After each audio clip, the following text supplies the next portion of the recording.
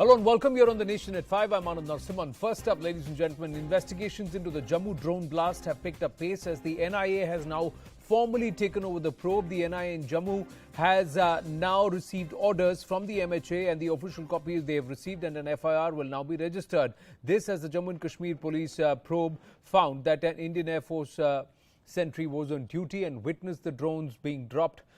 Drones entering and dropping the explosives. This sentry will be called in to record his statement sometime later today. A forensic report on the type of explosive used in the blast is also expected by the end of day. Call data dumped from nearby areas have also been sent for further investigation. Jammu Kashmir में जैसे ही आपने राजनीतिक दलों को बुलाया एक लोकतांत्रिक process शुरू करने के लिए, वहाँ पर अगले कुछ समय के बाद ही ड्रोन से हमला हुआ। ड्रोन से पहली बार इस तरह से हमला, वो भी टेक्निकल एरिया में, कितना गंभीर समझते हैं इसको? नहीं, ड्रोन को पहले भी यूज़ किया गया। ड्रोन के द्वारा AK-47 को भारत के अंदर ड्रॉप करना चाहिए, ड्रॉप करना और ड्रग्स भी ड्रॉप करना, ऐसा बहुत बार भी हुआ है। इस विषय पर भारत सरकार हाई लेवल पे चर्चा हो रही है। जो कदम उठाना चाहिए हम कदम उठा रहे हैं। हमारा पूरा सक्षम है, क्योंकि हमारा बॉर्डर सिक्योरिटी फोर्स हो, CRPF हो, जो बॉर्डर में सुरक्षा काम देखते हैं, वो काम देख रहे। हम ये ड्रोन बाहर के अंदर आया, बाहर से आया, नहीं तो अंदर का लोकली कुछ लोग किया है, वो भी इन्वेस्टिगेशन हो रहा है।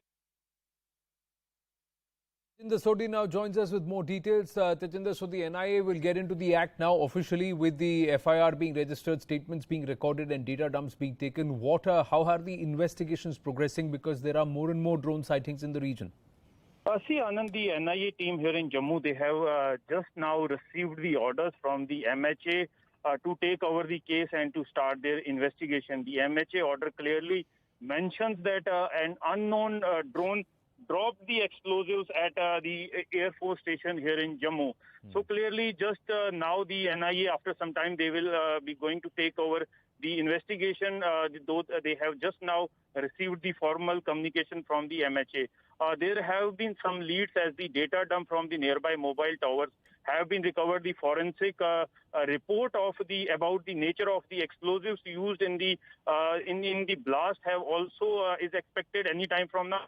Though the Director General of Police Jammu and Kashmir, Dilbag Singh, has said that they have also recovered some traces of RDX from the site, but now as the NIA will formally take over the case, it is expected that they will soon get more leads into the case. But also the security establishment has across Jammu and Kashmir has been put on a higher spotting. 2 nights ago there was drone sighting in the Kaluchak area, and last night also in the Ratnuchak and Kaluchak military station, right, and also in Kunjwani. 3 different places drones were spotted. Yes, Anand. Well, so is this some parked back local operatives who are who owe their allegiance to certain terror outfits? Are they the ones who are being the pawns, or is it actually being orchestrated from across the border? This is all subject to investigation. But yes, just like experts here on The Nation at 5 and NIA and News 18 have said that there is now indication that this could indeed be a quadcopter, which could be maximum about 450 millimeters in diameter. And this is which can carry a payload of up to 6 to 8 kilos, and and perhaps something like that has been used in this entire activity, which is a massive security breach. Tajinder Sodhi, thank you for your inputs. Moving on here on The Nation at 5, there is a lot of activity happening in that region, ladies and gentlemen. In a big move, India has reoriented 50,000 troops to the line of actual control. A number of divisions of the army that were previously responsible for guarding the line of control are now mandated with the line of actual control. The Indian army now has 2 lakh troops that are focused around the border with China, or the border with Tibet or Chinese occupied territory. China reacted saying that any deployment should be conducive to de-escalation. Meanwhile, the Chief of Defence Staff, General Bipin Rawat, visited the forward areas along the line of actual control. He interacted with troops and was briefed by local commanders on the operational situation. We also have Shreya Dhondia joining us at this point. Shreya, you did have a conversation with the CDS yesterday, and now today he's on the move. He's actually now traveling quite a bit, looking at some of the forward areas across the country, especially the north and the western borders. But is this a tactical move that's happening, that there will be strength not just on the LOC but also along the line of actual control? This is what military experts call offensive defense. The fact is that 15th of June 2020, Anand, changed the LAC forever. This was when the Galwan clashes take place. This is when, for the first time in 45 years, India and China lose soldiers in combat. The Indian security establishment since then has been articulating the point over and over again, and the CDS, who you referred to, has said it as well, and it's on record, that right now Pakistan is not the #1 enemy for India, it is China. Which is why what has happened is that 50,000 troops have been reoriented from the Pakistan border, from the western border to the northern border, which means the LAC. Just to clarify for our viewers, it's not like all these 50,000 troops have extra 50,000 troops have physically moved to the LAC. No, that's not how it works. Let me give you a very small example. For example, the strike corps that is in Mathura. The strike corps in Mathura was oriented towards what? It was oriented towards Pakistan. Now its mandate has changed. It has been told you need to orient yourself towards the LAC, towards the border with China. What this also does is that at all points of time, it gives India enough acclimatized troops at all points to fight mountain warfare. The troops who can survive in really cold temperatures at at great heights. So this is what has happened. This is what the reorientation means. And all across the LAC, right now as we speak, we have 22 lakh soldiers who are now focused only at the LAC. Now, this is, of course, stepped up troop deployment. And in an interview last month, I had asked the Army Chief, Anand, till when this stepped up deployment will be in place. And he said, look, the fact is that till talks continue and till a resolution happens between India and China, and it is nowhere on the picture right now, till then, our stepped up troop deployment will continue. Well, somewhere, Shreya, one has to understand that till the time that line is drawn and the border is clearly defined, this is going to be status quo. This is going to be the way things will function going forward. But in this current situation, there seems to be a heightened level of activity, although there is ceasefire along the border with Pakistan and along the LOC. But there is a heightened level of activity where the Chinese are also involved. So is India now open to a two-front situation? Is this now going to be a permanent preparedness that the entire circle, starting from, say, Punjab, along the borders with Pakistan, all the way into POJK, and then into the line of actual control all the way towards Nagaland. This is going to be a perennial front which we are going to be prepared for. The line of actual control, the LAC, has changed forever. It was the border with Pakistan, the LOC, that was always troublesome. But now we know that we have a bigger enemy in China. So is India prepared for a two-front conflict, for a two-front war? Well, yes, absolutely. What other option do we have? Yes, so far, the recommitment to the 2003 ceasefire between India and Pakistan has held successfully for 4 months. But this is Pakistan we are talking about. Yes. You simply cannot trust them. What we are also picking up from our sources, military sources, is that Pakistan is expanding its infrastructure across the border. On their side, yes, but they are expanding their infrastructure as well. There has been extra troop deployment on their side as well.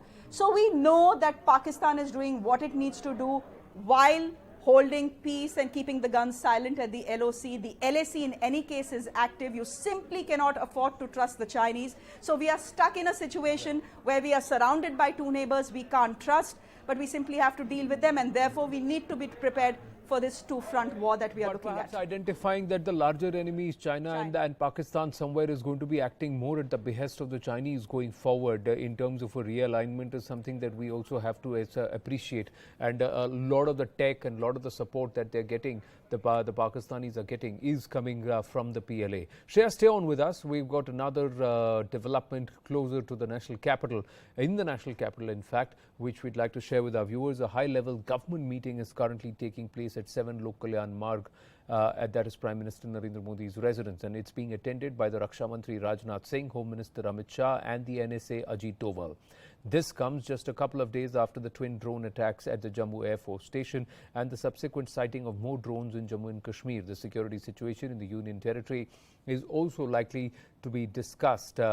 Earlier, Rajnath Singh, the Raksha Mantri, was briefed about the drone attack by the Air Chief Marshal R.K.S. Bhadoria and the Vice Air Chief.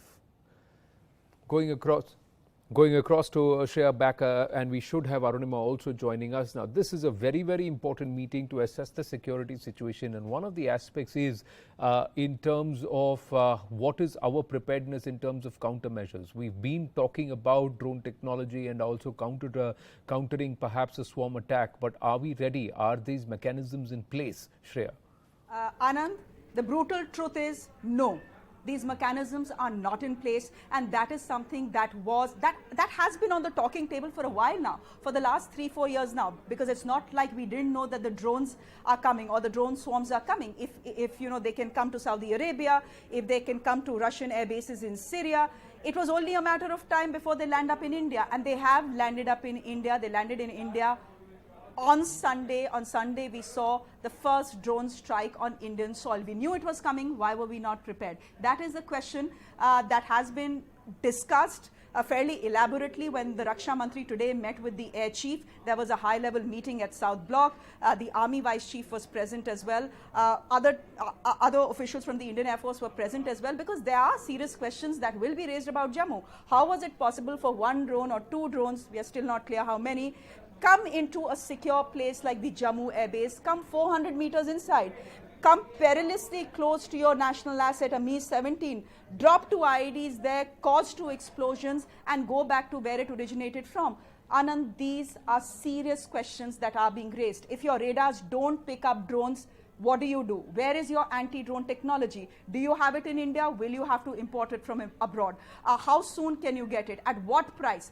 When you talk about drone technology, Anand, it's a vast field, and typically countries across the world are using combinations of various drone technologies. What is it that will work best for India? And remember, drones are not just a security challenge for military installations. Yeah. Drones are a challenge for almost everything. They are a challenge for this office where we are sitting in right now. They are a challenge for VIP movement. They are a challenge for election rallies. They are a challenge for big corporates with petrochemical lines in place as well. They are a challenge for everyone. How do you now ensure that India's glacial defense procurement picks up pace and gets anti-drone technology as fast as possible? Because, Anand, we know what has happened in Jammu is a first. It is not a last. We just need to mentally be prepared that more drone attacks and more drone swarms are coming our way. Well, it is. And like you said, where they can attack, and if they can travel, say, 30, 40 kilometers, somebody can be off the coast of our country and then also attack from there into sensitive installations, not just defense, but also otherwise, and also civilian population which are left very open, and also our heritage sites which are left vulnerable. If they can send in 2, yesterday they've sent in 3, they can send in 30. And what is going to be our counter? Are we going to send back 300? Are we going to be in a position where we can bring down anything that is sighted which is unwanted? These are questions that remain. Arunima, tracking the MHA, is with us. Arunima, the meeting's been on for a while now. Yes, it has. It began at a few minutes past 4 o'clock, so almost an hour now. And I've just picked up after speaking to some key government functionaries. What they're saying is that on the table right now are security policy-related decisions. So they're saying it is not limited to what has happened in Jammu alone. A wide framework of some key decisions that are required to overhaul our security setup are also on the table. Present in the meeting, along with Raksha Mantri and Home Minister NSA Doval, the MOS from home also there. So we're just waiting for more clarity. There could be a statement sometimes later about what exactly was decided. But this is what we are being told, that even though government is concerned about drone being used for terror attacks, before the Prime Minister currently on the discussion table is a policy-related decision as well. So the policy-related decision, that's your input. We just put that out here on the channel. The news that Arunima is breaking is that security policy-related decisions are on the table. That is what sources within the government are saying, that is revolving around this meeting. Shreya Dhondial is also with us. Arunima, is there a talk of the theatre command? Is this going to be on procurement, or is this going to be whether India is now going to to stop doing a wait and watch and wait for an attack on its soil to respond and get into a preventive mode like other nations have, like the US has? We've learned from our experience in the past not to second guess the government as far as security situation goes. None of us really thought that, Balakot-like strike will happen. None of us really thought that surgical strike will happen after Uri. So the government kept that surprise element going. So impossible to second guess exactly what they are thinking. However, just to point out that after this Jammu attack has happened, there has been demand from all quarters that this should be treated like an act of war. This should not just be treated as violation of the ceasefire agreement between India and Pakistan, but much more. Because what has happened is you've sent in an aerial vehicle, unmanned aerial vehicle, and you've tried to attack, and that's what the Indian Air Force FIR says, that you've tried to damage our aerial assets. So if you're treating it like an act of war, are you thinking of a response? We'll just have to wait and see what that decision is. But this is definitely extremely crucial. This meeting between the Prime Minister could be another landmark. The ramifications of which perhaps we'll know in the next few days. Well, thanks for your inputs, Arunima and Shreya. I'm going to take this conversation forward along with Lieutenant General Kulkarni, Sanjay Kulkarni, defense expert, joining us. General Kulkarni, good evening. The question to you is, security policy-related decisions are on the table, some serious discourse that is currently on, but are we as a nation, is the time ripe for seriously considering theatre commands? The other aspect is, in terms of a policy related, some decisions have been taken in the past where corporatization of the OFB which was pending for decades, has been done. Certain procurement decisions which were pending for 2-3 decades have now been actioned within the Navy, within the Air Force, and also with the Indian Army. So what do you think we need to do as a nation? Anand, as a nation, we are very competent. We are very capable. And there's a lot that we can do and a lot that we can still do and we must do. First and foremost, as regards the theatre command, is that what you're asking for? See, there's been discussions for years on after the Kargil committee on it. So there is nothing that is, we were not wanting it or we were not expecting it or something which has come as a surprise to us. It's been there. Now, it's a question of implementation. Now, implementation, well, the Air Force seems to have their reservations on implementation because they seem to feel that, well, the limited assets that they have, they just might get divided, and therefore the kind of punch that they are looking at it may not be able to deliver. That's a reservation that they have. But I think since a decision has been taken and there's been discussion, there will never be enough of resources. Let's be very honest about it. Yeah. Even if you think that you're going to have so much of resources that we could go, it's not possible. Resources will always be limited, and that is where the art of warfare comes as to how do we use those limited resources or the resources available to us to turn the table in our favor. And that is where it is important. I think theaterization, the time has come. How it has got to be implemented and how it would have to need to go about, well, it can always be thought about. But yes, the time has come. We now need to change from our existing philosophies of, an offensive defense to a theaterization where we can take on the adversaries in a manner that they cannot visualize. Because imagine their two Western regions, military regions have combined into one. And that Western Theatre Command is now headed by a man who is directly in link with Xi. She is almost sidelined Lee, and he's the boss. He's the way the Western Theatre Command is there, the resources available to them. Well, we now need to, I think, be able to stand up and be able to be counted. And we are a competent nation, Anand. Let me tell you, 40 years of my in the army, I can say we are very, very competent. People are just see what happened in Ladakh here. Just can you imagine? The Chinese never expected that we could mobilize like that. Chinese never expected we could occupy Kailash Heights. Chinese never expected we have such large number of acclimatized troops. Chinese never expected an attitude that the Indians could have. This is an attitude that they could put that nation which had enough of resources on all matters.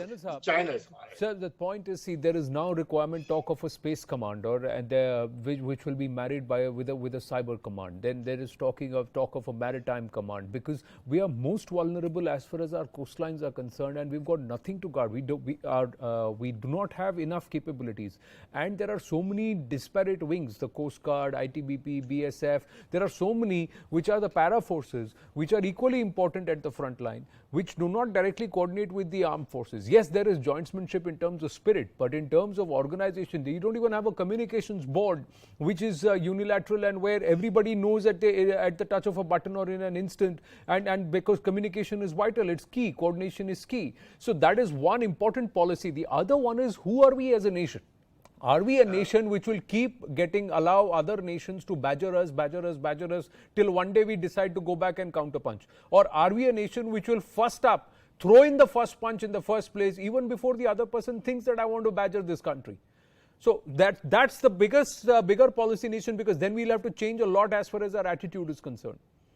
Anand, before I answer this, you asked for the corporatization. Now, let me again tell you about the corporatization here. Everything is there. Can we not be better than what we are doing? Like, why does the government or anybody for that matter need to give us a kick to be able to do what we are supposed to be, we are capable of, and we should be delivering? After all, everybody is paid for what he's doing, and why not he deliver it? And therefore, I think corporatization is yet another step in the right direction to be able to ensure that at least what we talk about Atmanirbharta in terms of security is concerned, we should not be dependent on anybody. It is on fields of security of the nation, territorial integrity of the nation is concerned, we must be self-contained and self-sufficient. Having said that, now when you come to talking about theaterization and talking about the maritime command and talking about the space command, each of these commands are equally important. Now the cyber warfare is what is going to be the future. You've seen drones. Drones are the future warfare.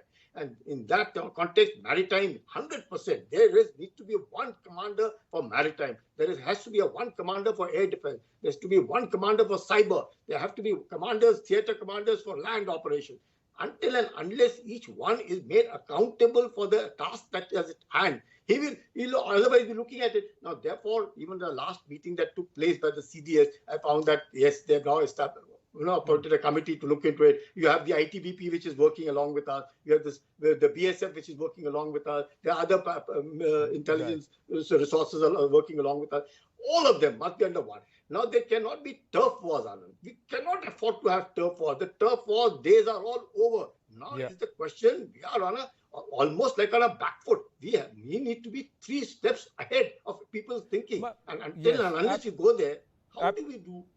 Absolutely, Janan Sahab. I have limited time, but we will take this forward later tonight on the Right Stand at 7:57 p.m. and that's also the coup poll of the day. How long, as a nation, are we going to be? Are we going to allow our neighbors to think that they can get away with trying to bleed us with 1,000 cuts? This frontier standoff. That's the hashtag LAC LOC. India gearing up for a two-front face-off. And perhaps for a long term, it's not the immediate term, it's the long term. And if we are gearing up, how ready are we? 96% of our respondents believe, yes, we are gearing up for a two-front face-off, and this is clear and present, and this is going to be absolute. No, say 4% till this poll, till about 5 p.m. on the poll. At News 18 is the handle, Coup is the platform. Engage with us, tell us what you think, and we'll take this poll again later tonight. For the moment, moving on, news just coming through. Well, in the Karnataka High Court, the hearing against Twitter MD Manish Maheshwari has been adjourned until the 5th of July. Manish Maheshwari's interim protection in the Loni fake video probe will continue until then. Deepa Balakrishnan now joins us with more details. Yes, Deepa, so it is now a multiple level legal battle with also one plea in the Honorable Supreme Court, where the UP government has also followed Manish Maheshwari there. Well, it is a more routine hearing that actually happened today, because both lawyers on both sides, the lawyer for the Ghaziabad police as well as the lawyer for Manish Maheshwari, both sought an extension of the time given. At the same time, sought that the interim relief that he enjoys should be continued. So the next date for hearing is actually July 5th. And the court has told the Ghaziabad police that the interim relief, as far as summoning him to appear in person,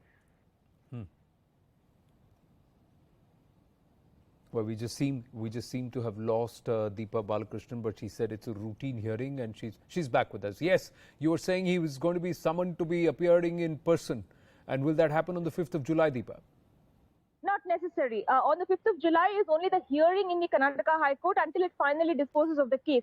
The Ghaziabad police has to place on record material evidence, as it promised to do even in the earlier hearing last week. It has not done so today either. So it has to produce the material evidence in the High Court, after which the court will take into account various factors or various aspects of the arguments. The Ghaziabad police can continue to question him if they want to on a virtual mode, that is by mode of video conference. So that is still allowed. However, they cannot ask him to immediately come and appear in person until the 5th of July. So this interim relief that he enjoys will continue till the 5th of July.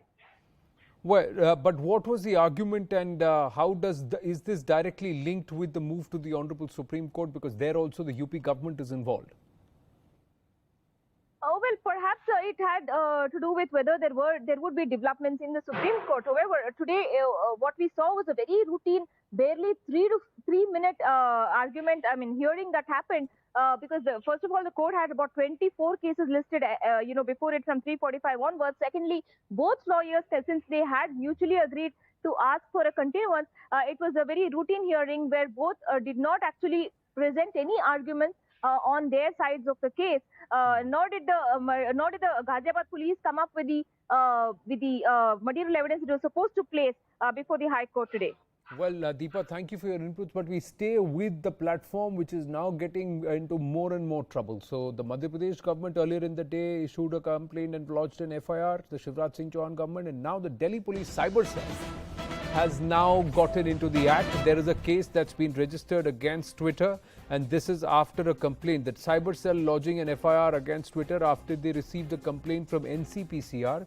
It is against the platform itself, and it is the sections are under the POCSO Act and pornography. So more trouble for them. Shankar Anand is joining us. Shankar, अब बहुत सारे cases हो गए हैं Twitter पर. अभी मध्य प्रदेश के home minister Narottam Mishra ने भी बोला है कि स्टेट डीजीपी जो है केस ट्विटर पर मिस रिप्रेजेंटिंग इंडियाज मैप, तो एक मैप के सिलसिले में मध्य प्रदेश की सरकार भी कार्रवाई करेगी. और अब दिल्ली पुलिस का साइबर सेल है, इसने भी एफआईआर दर्ज किया है. निश्चित तौर पर देखिए, ट्विटर जिस तरह से ट्विटर की गतिविधियां बढ़ी हैं और खास तौर पर भारत के अंदर भारत के सरकार और भारत के जो ओवरऑल कहा जा सकता है कि इनके भौगोलिक स्तर को लेकर जिस तरह से कल एक मामला देखने को मिला था जिसमें कि भारत का एक अभिन्न अंग जो है खासतौर लद्दाख का, उसको कटा हुआ दिखाया, उसको कहीं और दिखाया. इसके बाद जिस तरह से ट्विटर के माध्यम से काफी जो पॉर्न वीडियो और काफी पॉर्न साइट जो हैं वो उसको चलाया जा रहा है. इस मामले पर पिछले काफी समय से इस मामले पे संज्ञान लेने को कहा गया था. खास तौर पर national commission for protection of child rights के द्वारा इस मामले में कहा गया था.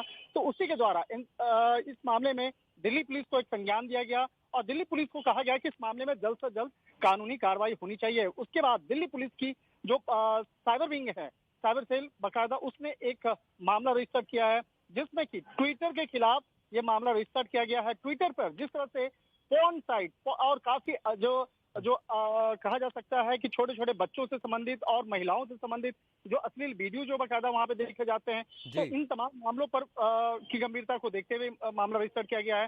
हालांकि अगर बात करें कल जिस तरह से ट्विटर के द्वारा एक वीडियो तस्वीर जो जारी किया गया था जिसकी भारत का जो मैप है उससे लद्दाख को अलग दिखाया गया था. भारत के द्वारा ट्विटर ने उस मैप को तो हटा दिया है लेकिन उसको बदला नहीं है, बस वो उस पेज को और उसको हटा दिया है. उसके अलावा जो सही मैप होना चाहिए वो अभी तक लगाया नहीं है. लेकिन now there is more trouble with the Delhi police cyber cell filing a case after complaint received from the NCPCR under the POCSO Act and with the allegation or complaint of the platform promoting pornography. Shankar Anand, thank you for your inputs. Moving on and turning the spotlight towards Bengal, where a scuffle broke out between BJP and Trinamool workers in the Bagajatin area of South Kolkata when an NHRC team visited to inspect allegations of post-poll violence. Trinamool Congress is alleging that central forces providing security cover to the NHRC team opened lathi charge on their supporters, including women. Few Trinamool Congress supporters have been admitted in a nearby hospital with minor injuries. The scuffle broke out between the two sides when the NHRC team was reportedly speaking to families of the BJP supporters. The NHRC team probing the post-poll violence in Jadavpur was also attacked. An official also said that over 40 houses have been destroyed in the region due to post-poll violence. उन complaints को देखने के लिए यहाँ पर आए थे. हमने यहाँ पाया कि 40 से ज्यादा घर ऐसे हैं जो डिस्ट्रॉय हो गए हैं, जो यहाँ नहीं रहते। कुछ गुंडों ने हम पर भी अटैक करा, पुलिस पर भी अटैक करा, हमें मारने की कोशिश करी, हमें भगाने की कोशिश करी। ये हाल हमारे साथ है। तो एक आम सामान्य आदमी के साथ क्या होगा? लोकल पुलिस को ऑलरेडी इन्फॉर्म करा, लोकल डीएम को इन्फॉर्म करा, लोकल पुलिस को इन्फॉर्म करा, no one is present here. ये बहुत ही मतलब मेरे साथ अगर पुलिस नहीं आके खड़ी होगी तो आम पब्लिक के साथ कहां से आकर खड़ी होगी? बड़ा टीएमसी ने ना अपनी विजय मनाई और विजय मनाने से पहले ही विध्वंस की राजनीति शुरू कर दी। जिस तरीके से उन्होंने पॉलिटिकल वायलेंस किया वो हम सबको मालूम है।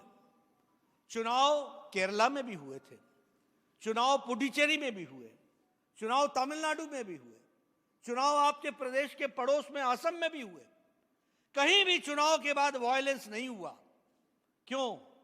क्योंकि वहां टीएमसी नहीं थी। Violence under the well planned conspiracy in Bengal, यानी वायलेंस जो हुआ है वो वेल प्लान्ड कॉन्स्पिरेसी के तहत हुआ है। With the allegation being made, Shaukat Mukhopadhyay now joins us with more details. The allegation being made by one of the NHRC members, who's also a member of the BJP, Shaukato, and he is actually tweeting out videographic evidence, is that when they were trying to take videos of the houses that have been destroyed, his claim is that there are families which have actually vacated this area for the last 2 months. And he says the scuffle broke out when there was resistance, when the people, local Trinamool Congress leaders and cadre were stopping them from taking these videos. Well, the information that we are getting from the ground is obviously that the scuffle broke out between the Trinamool Congress and the BJP workers at the time when when the NHRC team had visited the spot to take a stock of the post-poll violence allegations that have been that the team had received from the area. Of course, this is in the outskirts of Jadavpur in the Surekha area. A shanty town where the allegation is that several houses have been targeted by the Trinamool workers of the BJP supporters, and a lot of them have not been able to even return home even till date, and there are efforts being made by the local police to get them back. Under the circumstances, when the NHRC team was meeting and talking to the families of these BJP workers, there was a resistance that had been put up by the Trinamool Congress because of allegedly outsider BJP elements, is what they are telling us. Also, the fact that the Trinamool Congress has been at the site where the NHRC team was being provided security cover by the forces.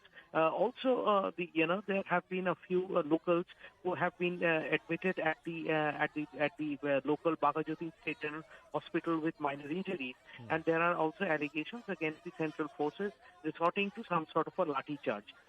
But the point is obviously the fact that the scuffle breaking out right in front of the NHRC panel doesn't fare well at all for the Trinamool Congress, especially at a time when the NHRC team would be submitting its report before the Calcutta High Court tomorrow, which is the deadline for that report.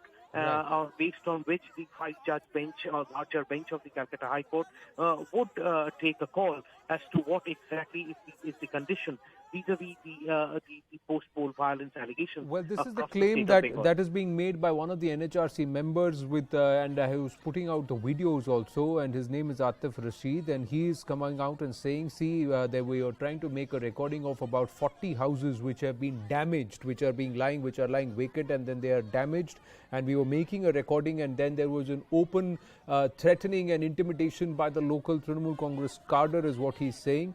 And even at that time, the police refused to help, and there was an argument and shouting and even heckling of the CISF police personnel as they tried to attack or get aggressive with some of the NHRC members. That's the claim that's being made. These are the visuals which are there, which have been put out.